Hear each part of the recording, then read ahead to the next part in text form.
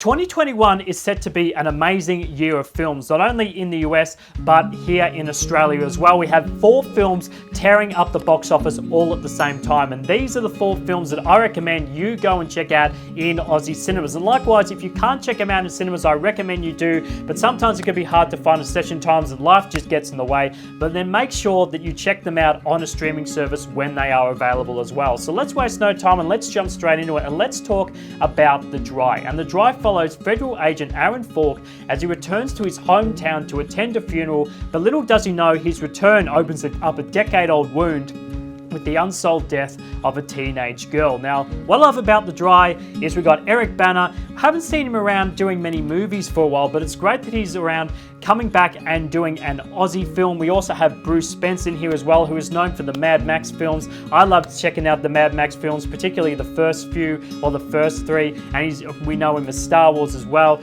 particularly in that scene with Ewan McGregor when he's hunting down General Grievous on Utapau. So it's always great to see when Bruce Spence pops up somewhere, and with a great film with Eric Bana in it, who we haven't seen for quite a while, and a movie that shows off the best of our Australian landscapes and the best that our country has to offer. That's why I'm putting The Dry on this list as well. So let's continue and let's talk about Penguin Bloom. Now, Penguin Bloom, what I love about it is it's based on a book of the same name by author Cameron Bloom, and it follows Sam Bloom, who is played by Naomi Watts, after she has an accident falling off a balcony and injuring her vertebrae, which gives her paralysis, and she comes to care for a magpie who they name Penguin. So this little magpie penguin helps her get through quite a tough time. We also have Jackie Weaver in here, and it's great to see her whenever she pops up. So again, great Aussie cast, great that it's based on a book of the same name, and it's great that it's based on a true story as well. It obviously centers around the author's true life as well. So this movie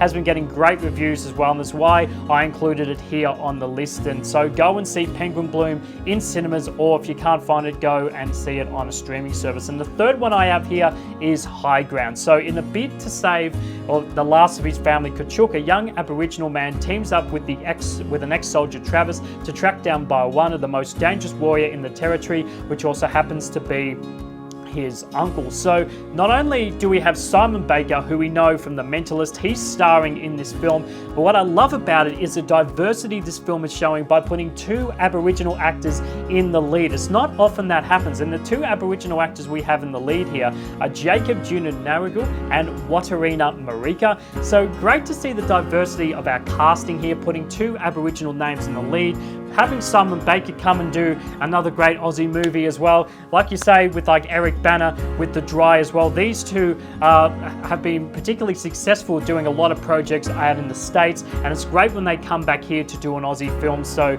if you love Simon Baker, you love a good Aussie film, then go and check out High Ground. So the last one I have here on this list is going to be Occupation Rainfall. Now listen, I'm quite late to the Occupation film series. I've only recently just watched the first one, but it centers around an alien invasion who invade Sydney, and in a fight and a desperate war as the number of casualties continue to grow. So we have Dan Ewing, who is known to audiences from Home and Away in the role of Heath Braxton. It's also from director Luke Spark, who I love from Red Billabong when he directed that movie a couple of years ago.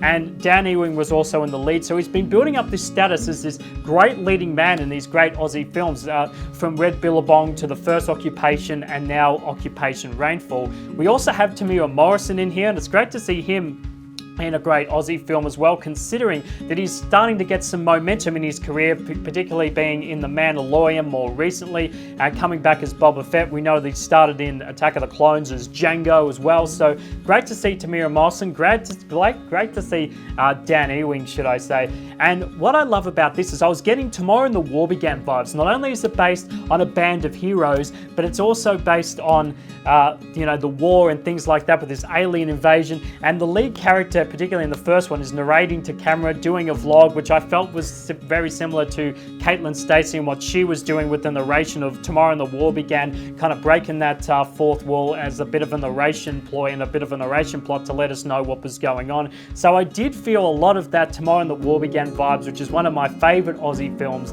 in this particular film as well, in the first one. So Of course, why not have an alien invasion in Sydney? What a strange concept, what a great concept to have, and with aliens infiltrating Earth with great special effects and a great leading cast is why I put Occupation Rainfall on this list. So guys, which ones are you most looking forward to checking out in Aussie cinemas? Is it The Dry? Is it Penguin Bloom? Is it High Ground? Or is it Occupation Rainfall? Let me know in the comment section down below. The best thing about having these 4 movies all open up in Australia at the same time and tear up the box office. It's not very often that we have 4 Aussie movies in the box office at the same time. So make sure you go and check these out, or if not, sometimes, like I say, it's hard to get to the cinema. It's hard to check these films out all at once. So if you don't get around to seeing it in cinemas, make sure you look for them on a streaming services. These movies are too well made and they're too good to simply just ignore and simply let pass by. So let me know which Aussie films you're most looking forward to checking out. So guys, thank you so much for tuning in to another one of my videos. My name's Darcy Oliver. Make sure if you are new here to the channel, you hit subscribe and you also hit that like button, because I love to be able to talk movies, TV and pop culture with you guys. So make sure if you're new to the channel that you hit that like button and you also hit subscribe. Righto guys, my name's Darcy Oliver. Thank you for tuning in to another one of my videos. Make sure you go and check out those Aussie films, and I'll see you soon.